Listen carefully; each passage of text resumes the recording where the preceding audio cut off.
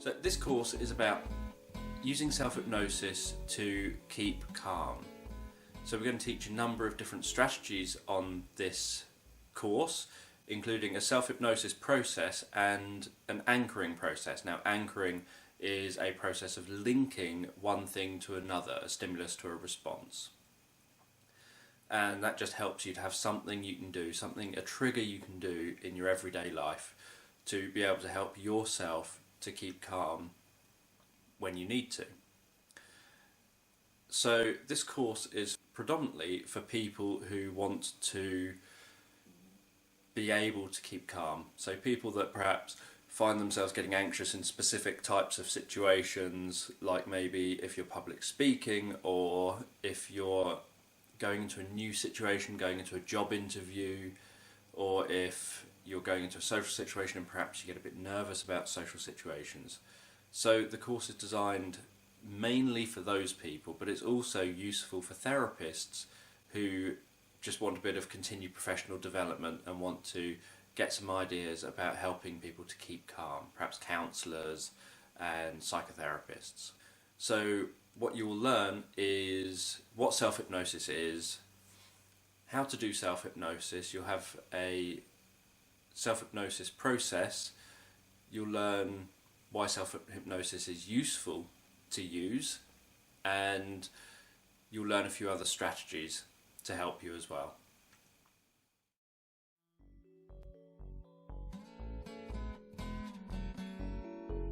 So, is this course for you? What I thought I would do is just give you a taste of self-hypnosis that's going to come later in the course, so that you can see how you respond to the self-hypnosis, whether it's something that you like, and just get a flavour for this. So to listen to this self-hypnosis track, this self-hypnosis session, make sure that you're not going to be disturbed. Make sure you can take probably a good half an hour or so of not needing to be anywhere else or do anything else. So although this track will only be about 5 minutes long, sometimes people come out of self-hypnosis and they feel so relaxed they don't really want to just go on and do something else. So it's important to give yourself enough time to be able to fully reorientate back to the room and not think, right, I've got 5 minutes, I'll quickly listen to this and then jump in the car and drive somewhere. That's not advisable. So give yourself a bit of time afterwards. Make sure that you don't have anything like the oven on thinking, oh, it's only 5 minutes, I'll do this and then I can get on with the cooking. Just make sure that your environment's safe and that you won't be disturbed, that your mobile phone and any electronics are switched off and placed elsewhere. Preferably, so if you can't switch your phone off because it might be important to get certain calls, make sure for the next 10 minutes or so you at least leave that phone in another room so that if it goes off you won't hear it, and have it on silent, and that way it won't cause electronic interference at all with this. If you can use headphones, that's better. It makes the experience deeper and it feels more personal when you're using headphones. So if you've got all that in place, all you need to do then is find somewhere to sit down or lie down comfortably. If you lie down and happen to fall asleep, then you'll disconnect from the experience because you will have fallen asleep. It's quite rare for that to happen when someone's doing hypnosis. Some people will feel like they've fallen asleep because they don't remember anything, or they just feel they went so deep. But if you wake up on cue, then you haven't fallen asleep, you are just very deep in hypnosis. And some people go deep in hypnosis and remember everything, some people go deep in hypnosis and don't remember anything afterwards. So that's just a personal difference. Everyone's different. That's just a personal difference depending on you as an individual. But if you genuinely fall asleep, you'll probably wake up an hour or 2 hours later or something, and so it would be obvious that you'd fallen asleep. And if that happens, it's probably best to maybe listen to this at a different time of the day when you're less likely to fall asleep, or if you were lying down, listen to this sitting instead of lying, so that there's not that sort of extra thing that makes you feel like sleeping. So if you're ready, just take a few moments to get comfortable. You can shift around where you are a little bit just to make sure you're comfortable in your space. And then allow your eyes to close. That's it. And so with your eyes closed, you can listen to me. And as you listen to me, you can begin to relax. And while you begin to relax, you may not yet know how you're relaxing, because the relaxation will be happening all by itself. Now, I don't know whether the relaxation will happen because of your breathing, or because of the words that I'm using, or maybe even the spaces between my words. But as you listen to this and you relax, that relaxation will begin to spread around your body. And you may not consciously notice that at first. It could be the relaxation starts in an obscure place, like in your stomach, where perhaps you don't notice the relaxation straight away. But at some point, as that relaxation continues to spread around your body, you'll perhaps notice a change to your breathing. Maybe you're breathing slower and longer breaths.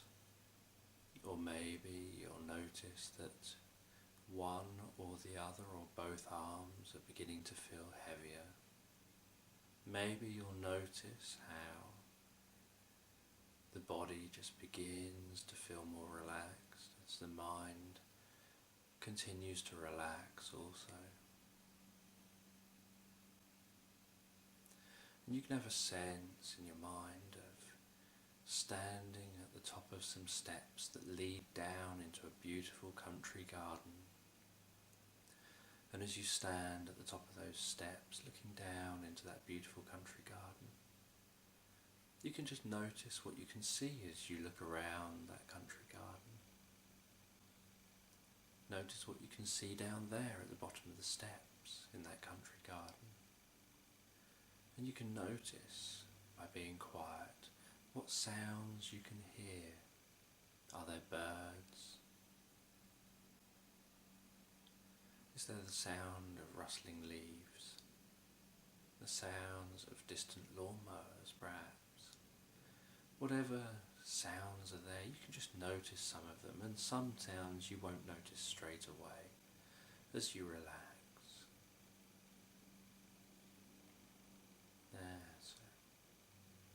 So as you relax, you can begin to walk down those steps, and you'll go 1/10 of the way deeper and deeper with each step that you take.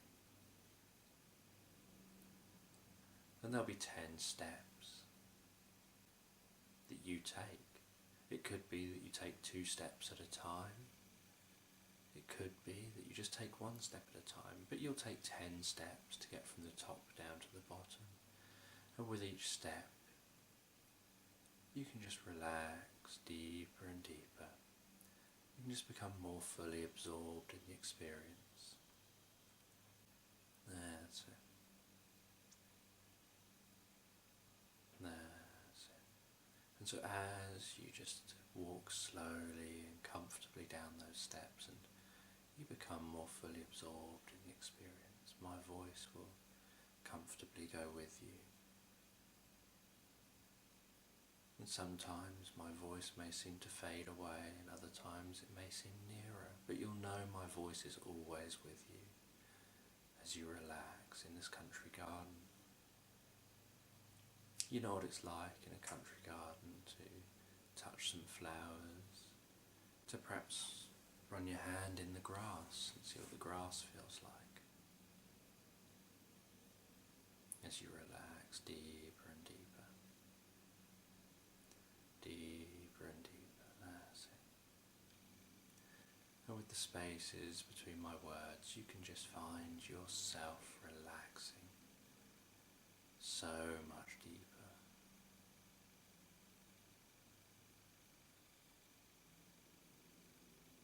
That's it, all the way. And after a few moments, you'll come all the way back to the room, back to the here and now. but I'll be quiet for those few moments while you just relax deeper. And then in a moment I'll talk again and I'll count you back out of this state of mind. But for now you can just relax deeper, going deeper and deeper with the silence.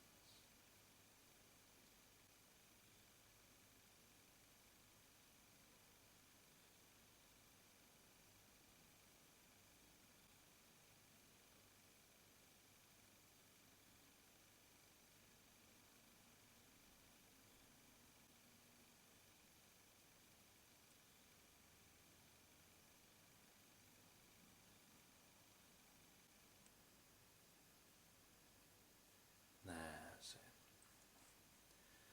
And now as I count from 1 up to 3, you can exit this self-hypnotic state and come back to the room and open your eyes. 1, 2, 3. So that was just a brief taste of self-hypnosis, just to give you an idea of what the self-hypnosis will be like as part of this course. So what is self-hypnosis? Well, self-hypnosis is the process of hypnotizing yourself and putting yourself into a state of hypnosis. Hypnosis has two meanings. There's hypnosis as in I'm going to do hypnosis on you, and there's hypnosis as in this client is in hypnosis. So there's the doing part of hypnosis and there's the state part of hypnosis. With self-hypnosis, you're in control of the doing part of the hypnosis and you're causing the state hypnosis within yourself. It could be that you're doing the hypnosis to yourself by looking at a spot on the wall, or by focusing on your breathing, or doing some other self-hypnosis induction that you're doing to yourself inside your own mind. Or it could be that you're doing the self-hypnosis induction by listening to it, say on an MP3 player or something like that. So you get self-hypnosis, guided self-hypnosis tracks that you can listen to, and it's still self-hypnosis because you're the one that's doing it. There's no other person involved. So although there's a person on the track, it could be you on the track, or it could be a hypnotist, another hypnotist on the track. You're still in control. You've still put that on, you've pressed play, you're listening to it, and at any point you can decide to stop that and decide to stand up and walk around and ignore it. So you're in total control because of it being self-hypnosis. You're in total control if you have hypnosis, but there's someone else there as well who's going to be changing and adapting what they do based on your responses. So with guided self-hypnosis, it comes normally in the form of a track, although you can guide yourself into hypnosis, so you can think about an experience like walking down a country garden in your mind and use that as a hypnotic induction, and you can do that entirely in your mind if you can follow the process in your mind. But it's definitely much easier to do self-hypnosis when it's done listening to something where you can be a bit more mentally passive, where you're not having to do the induction as well as follow the induction.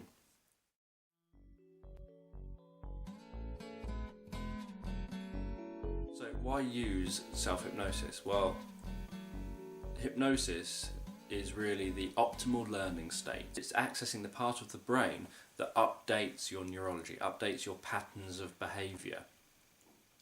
So using self-hypnosis, what you're doing is taking control of that pattern updating process and updating your own neurology. So what I mean by updating, say you had a fear of snakes, you saw a snake one day, you had no fear of snakes, and then suddenly a snake lunged at you one day when you're on holiday, and that terrified you and you suddenly developed a fear of snakes. One day in the future you decide you want to get rid of that fear of snakes. So to get that fear, what you did was you updated your patterns in your brain from I see snakes and I don't have a huge problem with them, I know I need to be sensible and safe around those ones, I know that those ones are safe and no threat to me, so I don't have to be so cautious with those ones. So that was your original pattern. Your new pattern is snakes can kill me, they're dangerous, I've got to be scared of anything that resembles a snake. Even a twig on the street, I'm going to jump at before I realise it's a twig. Then with self-hypnosis, what you do is you say, there's the pattern. What we want is to update that pattern so that when you see those snakes again, instead of feeling fear, you feel something new. So you update the pattern in your mind so that it's now back to a better response. And that happens naturally in the form of, for example, when the person gets that phobia, it happened naturally. They didn't have to think, oh, I suppose I better give myself a phobia now because of that snake attacking me like that. That phobia came totally naturally. They didn't have any choice in it. So what you're doing with self-hypnosis is giving yourself that choice. So you're updating that pattern by accessing the same state of mind that forms patterns in the first place. So that's why you should use hypnosis, because it's the easiest way to be able to access that pattern state, that optimal learning state where you can update patterns, and so it's the easiest way to change unconscious behaviours.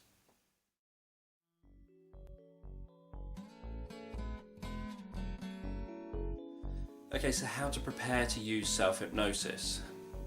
Well, self-hypnosis, technically you can do hypnosis in any environment. People have done scientific experiments to look at trying to find out what hypnosis is, and they've done things like hypnotising people on exercise bikes to see if you can still hypnotise someone when they're doing something very active. But most hypnosis takes place where part of the goal is to relax the person. So in therapy, you rarely get a hypnotherapist, doing a hypnotic induction that is going to cause stress to a client. And by stress I don't mean upset, I mean a lot of activeness in the client, so bodily stress. So you rarely have someone saying, right, what I want you to do is something really active as a way of going into trance. Instead, what they'll do is they'll say, I want you to relax. There's a reason for that, and the main reason is that relaxation itself is therapeutic. So if you can help someone to relax, it calms the mind. If it calms the mind, suddenly it allows access to parts of the brain that think clearer. So you may have experienced that when you start getting anxious or start getting stressed or start getting nervous in a situation or getting angry, it seems to cloud your mind a little bit. You don't think quite as clearly as you should. You don't process information quite as well as you feel that you should. So with self-hypnosis, if you can help someone to relax when you're doing hypnosis, that just helps to uncloud the mind, and it helps to make it so that everything else is more effective. So for preparation, you want to have a quiet, calm environment ideally, and use headphones as well. That's the best thing to do because then it makes it more personal just to you.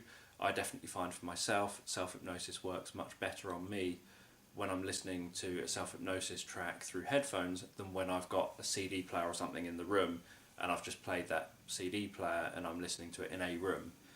I don't know why that is, but for me that just makes it more personal, and so it works for me. And I've had a lot of other people tell me the same thing. So if you can wear headphones, that's definitely a better option. Make sure mobile phones or any electronic gadgets are out of the room or switched off so that you don't get interference with it. You don't want, for example, a mobile phone going off and you getting the beep, beep, beep, beep sort of sound that you can get sometimes on an electronic track, audio track, because of a mobile phone going off near your audio player. So if you have to leave your mobile phone switched on, put it on silent and put it in another room. Make sure you give yourself a good hour or so of time that you know you will not be disturbed. You're not expecting any visitors or anything. No one's going to be coming bursting in on you. You can just have your own little private space to listen to this. So the track isn't an hour long, but sometimes when you come around, you're going to be in a frame of mind where you're just too relaxed to want to do anything, and so it's not sensible if you are really relaxed and feeling really tired because you're really relaxed. It's not sensible then to go and jump in a car and think, I've got to drive off to somewhere. It's good to come around fully, take back to the room fully, make sure that you've got up, you've stretched a bit. So you want to give yourself enough time to do that. Make sure that there's nothing on, like if you're listening to this at home, make sure that you don't have an oven switched on or anything like that. So the main preparation is to make the environment as calm as possible. Make sure that there's not any strong lights, so draw the curtains or the blinds. Make sure that you don't want necessarily pitch black, but you want it to be so that it's comfortable, not bright light shining on you all the time. Again, you can do self-hypnosis under bright light, but it's just preferable if you do it having in a more relaxed environment and having the light dimmer, because then it just feels more comfortable on your eyes. And when you're doing this, sit as comfortably as you can or lie down as comfortably as you can. But if you lie down and end up falling asleep, then next time you listen to it, it's preferable if you sit down instead of lying down. Sometimes people will fall asleep, and that's actually a sign that they're overtired, and so your unconscious is deciding to use the fact that you're doing something relaxing as a way of helping you to sleep and prioritising your sleep and your well-being above getting results for the self-hypnosis. So if you do fall asleep, that's okay. It probably means you need the sleep more than you need the therapy, so to speak. Just listen to it again, and when the time is right, you'll start remaining awake for the duration. Some people think they've fallen asleep, but actually they haven't. They will wake up on cue, and so they haven't actually fallen asleep, and what has happened is that they've just perhaps gone so deep off on a tangent in their mind doing something that they've lost track of being aware of things, and so when you come around you don't have any awareness, and so you think, I must have been asleep because I don't remember anything. Other people, even when they go really deep, they still maintain an awareness of their surroundings, they still maintain an awareness of everything that's going on. So that's entirely personal preference. Everyone has their own individual way of going into hypnosis, and there's no hard and fast rule about it. So some people say, I don't think I was hypnotised because I remember everything, when actually they were hypnotised. They're just someone who remembers everything. Someone else might say, I don't think I was hypnotised, I think I fell asleep because I don't remember anything. And again, if you woke up on cue, it means you weren't asleep, and so you were hypnotised. So that's the preparation for being able to follow the self-hypnosis track.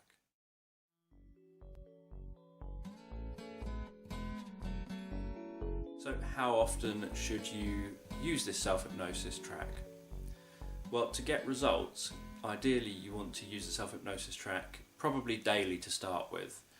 And it could be that some people might decide to use it more often than that. So some people might put it onto a Walkman or something, or an MP3 player, so that they can listen to it at times that they start to feel like they need to calm down and relax. So they then know, I've got this 15-minute track that I can put on, listen to, that will relax me, and then the effects will last a certain period of time. Others will just listen to it once a day, and that'll be fine for them to start with.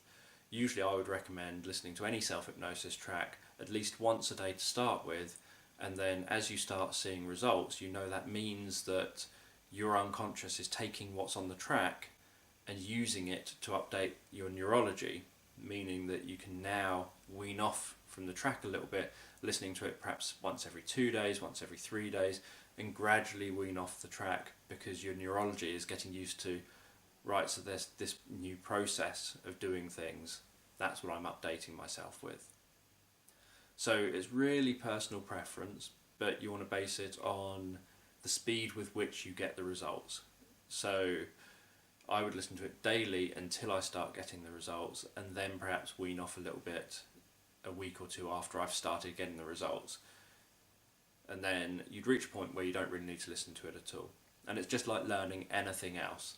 It happens quicker because you're processing things on an unconscious level, but it still takes some learning. Some people get something straight away. They'll listen to it once and they'll instantly be a completely different response to old situations.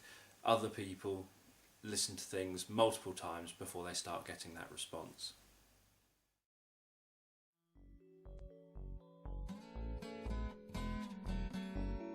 So, how can you measure success of this process of being able to keep calm using self-hypnosis? Well, the best way of measuring success is to use something called scaling. Now, scaling is a technique from solution-focused therapy. So you can use any type of scale you want. The common one is, say, 1 to 10. So you'd say 10 is the worst it could be, 1 is the best it could be. So 10 is I am never calm in any situation, I'm always anxious, I'm always worrying, I can't really handle any situation at all.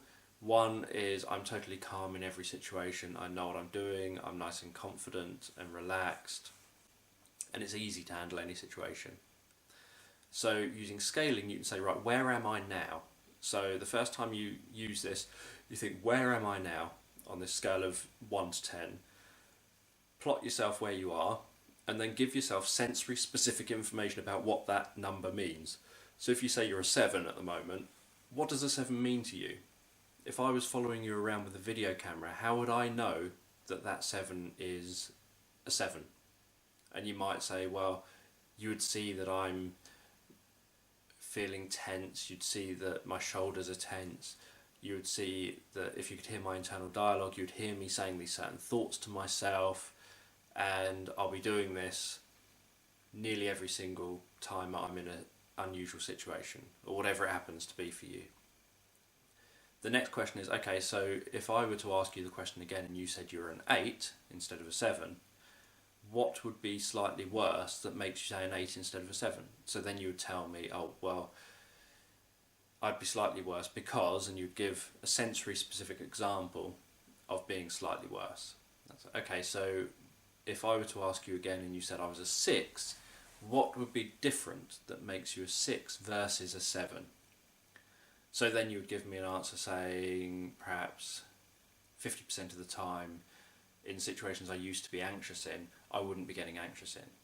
I'd just be feeling calm, I'd be going to those situations calmly, I wouldn't have those worrying thoughts. Instead I'd be thinking, I'm looking forward to this, I'm going to do that, and I'm going to do this, and you'd be thinking of other things. So then you've given me the 6. And then I'd want to know, well, where would you like to be? Where would you be comfortable being? Because not everything is about an all or... very few things are all or nothing. So, for example, I would say that if it was my scale, I would probably say I'd be happy with a 2 or a 3. So there are situations where I get anxious, there are situations where I'm not very calm in them, but generally I do okay. I can go into many situations, so in this kind of context I'd be saying I can go into many situations that used to make me anxious and cope with them perfectly fine. There's just a couple that now still make me anxious, but I can handle them. They're at a manageable level. I'm a 2 or 3 because I've got the skill. I'm still getting anxious, but I've got the skills to cope in those 2 or 3 that are those few situations that are left that I get anxious in. So then you've got your scale. You know where you are now, you know what it would have been if you were slightly worse, what it is if you're slightly better, and where you're heading. And then you can listen to this and keep measuring yourself on the scale, say on a daily basis or once a week or something. And the advantage of making sure you've got those sensory specific bits of information on that scale are that then something that happens with clients that come to see me is they'll say a smoker. A smoker will say, I had a cigarette on Tuesday night, everything has gone back to the way it was, I'm a smoker again. And I'll say, ask them the scale, and I say it's all 10 out of 10 again, it's horrible, I'm back to being a smoker. And yet, all they've told me, and when I then question them, is they had a cigarette on the Tuesday night, it's now Wednesday afternoon, they've had a couple of cigarettes during Wednesday, but they had gone for 3 months without cigarettes before that. So they haven't gone back to where they were. They've just had about 4 cigarettes in 3 months. So they will tell me it's a 10 out of 10, everything's as bad as it was, and then I would put that onto the scale and say, right, the scale you told me was that you'd be having this many cigarettes in this way, and that was... So actually you're telling me you've had 4 cigarettes in 3 months. That really, there's obviously been something that's triggered that recent spate of cigarettes, and we'll address that. But on the scale, that's actually still what you said would be a 2 or 3. Just having a cigarette or 2 a month, you wouldn't see as a big issue. So using the scaling helps you to put things in context, because when you're in that moment, in that zone of this is how I feel right now, you don't objectively look at a situation. So if you've scaled first, you can then turn your initial reaction into an objective response by thinking, right, so what is making me say it's a 10? Is it the 10 I said it was at the beginning of these sessions that I've had?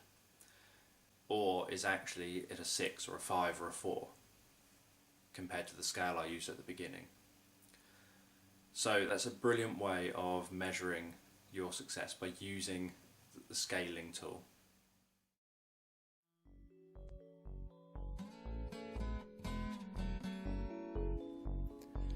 So now we're going to do the self-hypnosis for keeping calm. And what I want you to do is just make sure that you can take this time for yourself. And then sit down or lie down comfortably and just allow your eyes to close. And as you listen to me, what you'll begin to notice is that you start to relax. And as you start to relax, that relaxation will begin to spread through your body and spread through your mind. And I don't know how that relaxation will spread through your body and through your mind, because you're an individual, and so it will happen in your own unique way. But as you relax and let that relaxation spread through your body and your mind, you don't have to try to do anything at all. Because going into self-hypnosis isn't about you trying to do something. It's about you just listening along and allowing it to develop. It's almost like you're an observer on the experience. So you may wonder what it will feel like to go into self-hypnosis, and that's what you're going to observe. You're going to observe what it feels like specifically for you to go into self-hypnosis. Because you'll have your own unique way of going into self-hypnosis that's just your way, no one else's way. So as you listen to me and you begin to relax, you're going to start to learn something about how to keep calm, how to relax in situations that used to make you feel anxious. You're going to learn how keeping calm can come naturally at times when it never used to. And so every now and then you can shift a bit in your seat or shift a bit in your environment, just to allow yourself to feel as relaxed and comfortable as possible. Because as your body relaxes and feels comfort, so your mind will begin to relax also. And while your mind relaxes, you can go deeper and deeper inside. And as you go deeper and deeper inside, you relax. And you can begin to learn how to make changes on an unconscious level. And you can respond in a whole new way to old situations. And some changes may be to the type of internal dialogue that you've used. Some changes maybe to the way your body responds to situations. But one thing that is clear is that you will learn how to remain calm. You'll learn how to be able to go into a situation and feel a sense of calm, a sense of peace, a sense of relaxation. And this calmness, this peace, this relaxation will just happen automatically. You don't have to do anything at all to make it happen. It just happens automatically. So as you continue listening to me, I don't know whether calmness will happen unconsciously between the words that I use, or whether it'll happen because of the words that I use, or whether it'll happen in the silence and the spaces.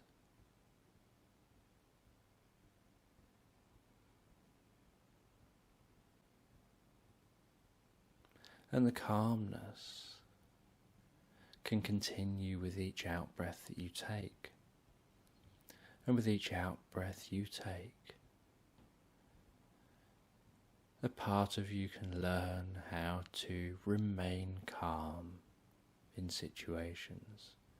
And you can also listen to this as a way of becoming calm and relaxed. And I don't know how deep you will go as you relax. Calmer and calmer, deeper and deeper. That's it. And you can hear the sound of my voice, and you can relax. And you can imagine yourself stood in a beautiful meadow. You can imagine yourself stood in a beautiful meadow, looking around, taking in the sights and the sounds. And you can feel a sense of peace and tranquility in this meadow. And on an unconscious level, you can begin to link that tranquility, that peace,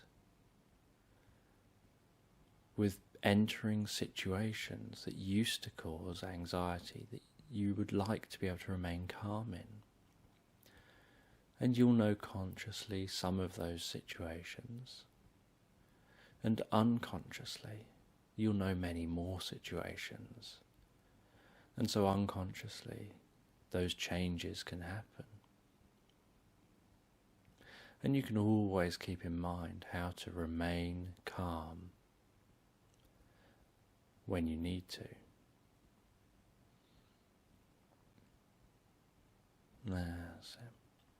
And I'm going to go quiet for a moment or two, and you're going to do some internal work, an updating of your neurology to help you remain calm, you learn how to keep calm. But before I go quiet, I would just like you to understand that when you take out breaths that are longer than the in breaths, that triggers the relaxation response, which helps you remain calm. So when your out breaths are longer than your in breaths, that triggers the calming response. That helps you go deeper and more comfortable and calmer. That's it. As I go quiet now.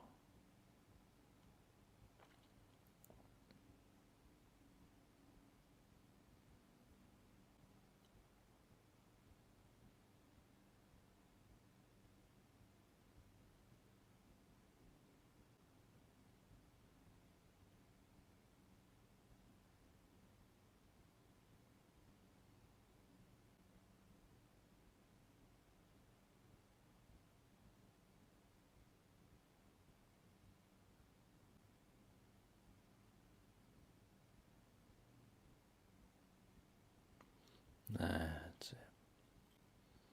Making all the necessary changes on an unconscious level. That's it.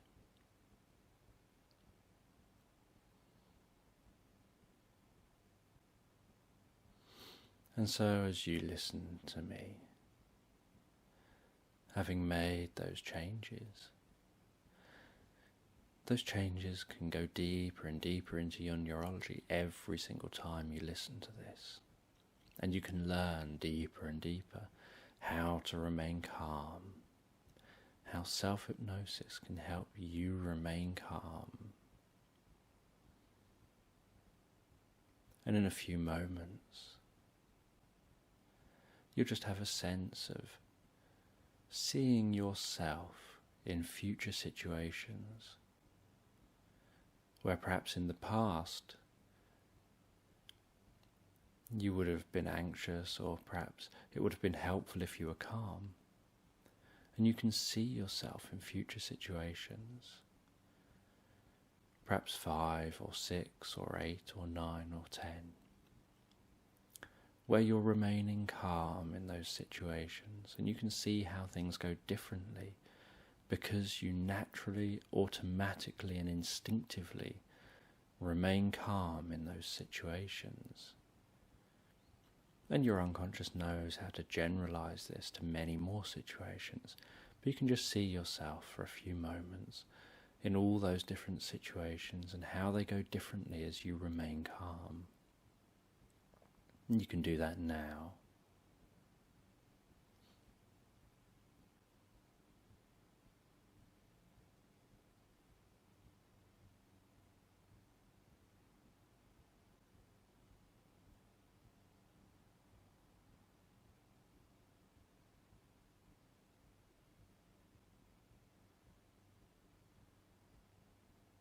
That's it. And then you can replay those memories, replay those future memories. And as you replay those future situations, you can step inside that you in those situations so that you can see what you will see, hear what you will hear the internal dialogue that you will hear, and experience what it's like to be calm in those situations and learn from this. And you can do that now.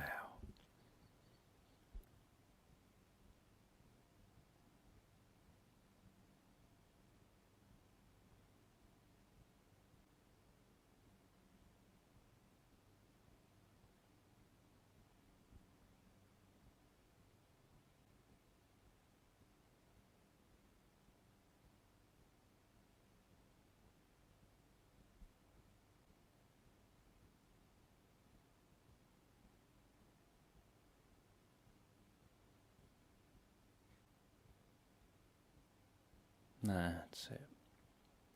And in a moment you can begin to drift back to the here and now, back to the room. And as you do, you can make sure that you only come back at the rate and speed that your unconscious has done all the necessary work here and now for helping you remain calm in those future situations and helping you generalize how to remain calm in any relevant situations. And you'll know that you're ready to come back because I'll be counting you back from 1 up to 3, and on the count of 3 you'll open your eyes and be back in the here and now, feeling refreshed and relaxed, having made all the necessary changes. 1, 2, 3, coming all the way back to the here and now and opening your eyes.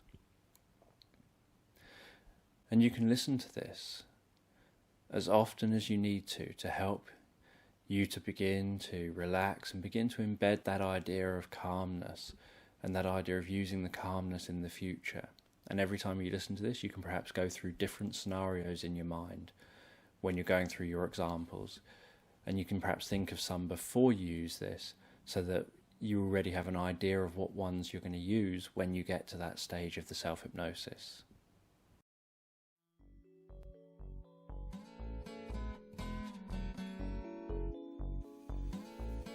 So what we're going to cover now is anchoring.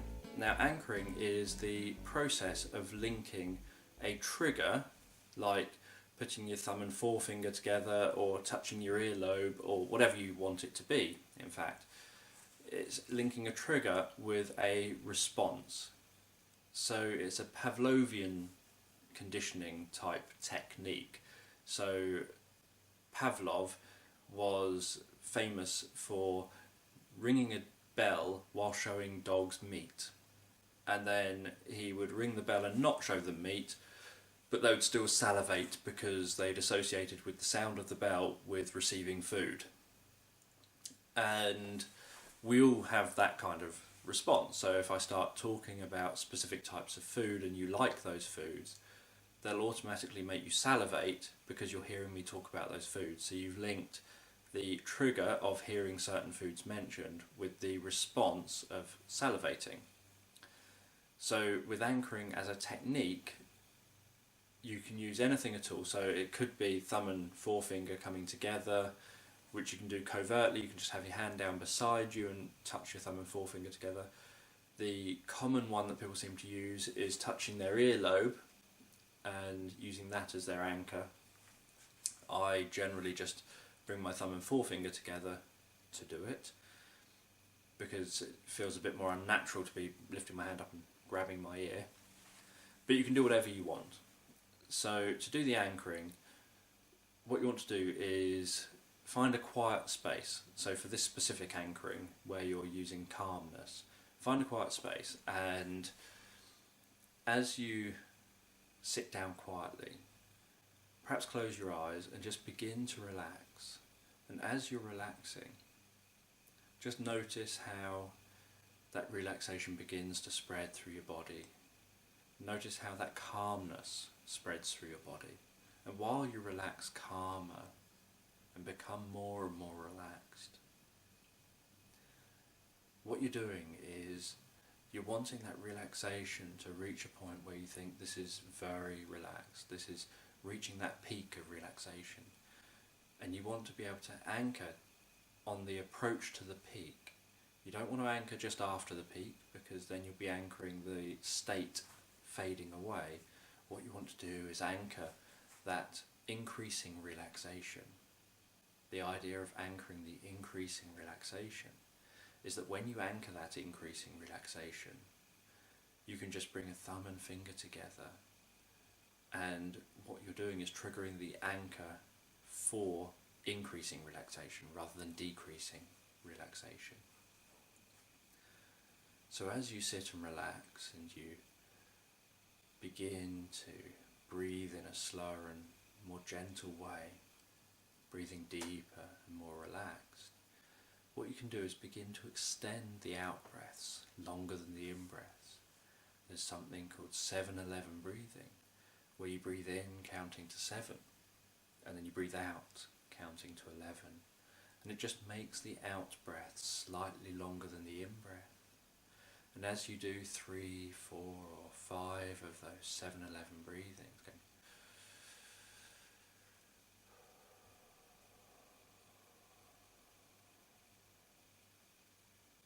you begin to relax deeper and deeper.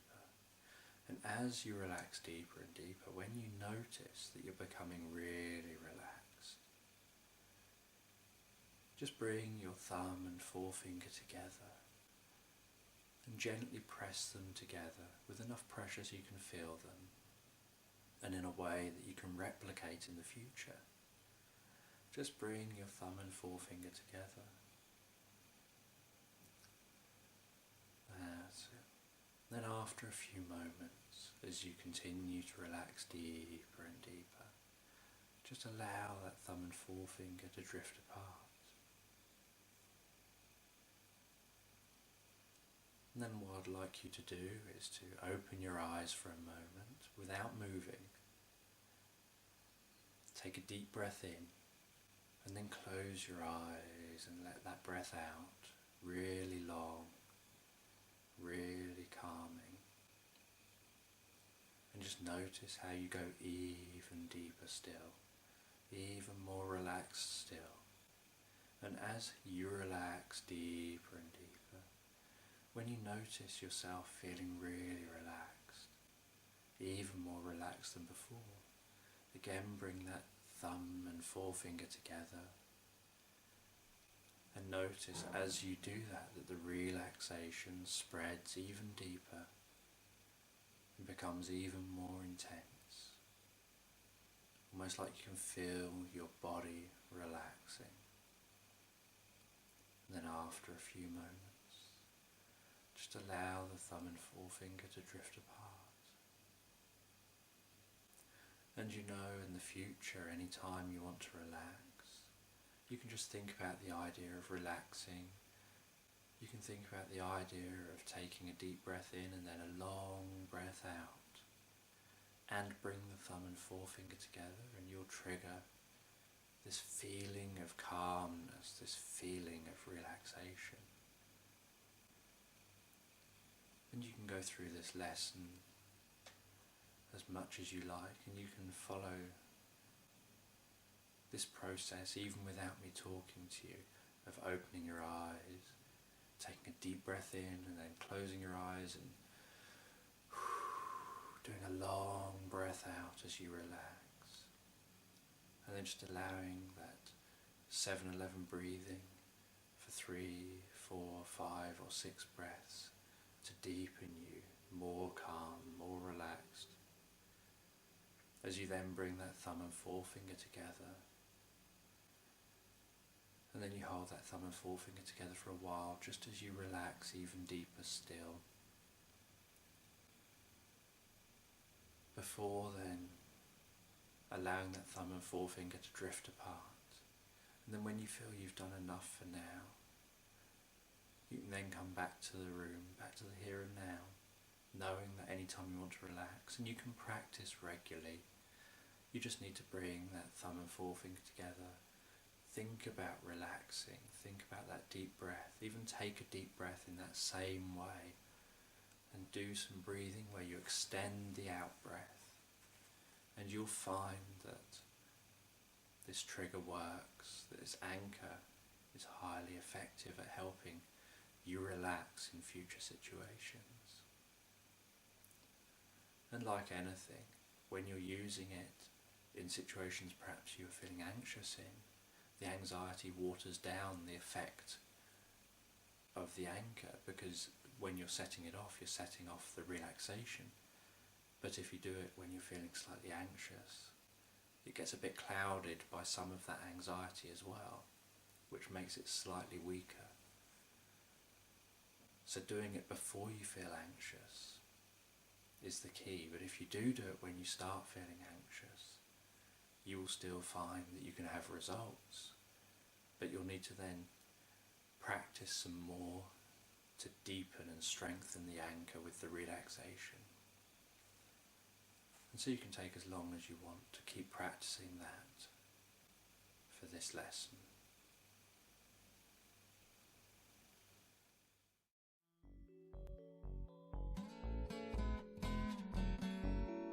So in summary, what have I taught through these lessons? Well, I've taught you about self-hypnosis, what it is, what hypnosis is as well, and how to use it for being able to be calm and relaxed. I've taught you about how to measure the success and measure your progress that you're making. I've taught you why self-hypnosis is a helpful tool and about how it updates patterns in the mind and mirrors a natural ability we all have as human beings. And I've taught you a process of anchoring, how you can anchor that calmness that you can then practice as often as you like. You can anchor that calmness so that when you enter future situations, you can just fire off the anchor, bring the thumb and forefinger together, and then go into those situations feeling calm and relaxed. And it's useful to practice the self-hypnosis often. So don't just practice it once as part of this course and then stop. use it regularly, listen to it regularly over and over again, and that way you'll fully embed that alternative way of being. And likewise with the anchoring. Practice the anchoring regularly. Take plenty of time, perhaps daily to start with, to sit down, practice calming yourself, and practice then triggering the anchor. And if you need to be guided through that, you can always listen to the lesson on anchoring and use that lesson on anchoring as a way of knowing, of following how to trigger it and following my voice rather than having to just do it all for yourself.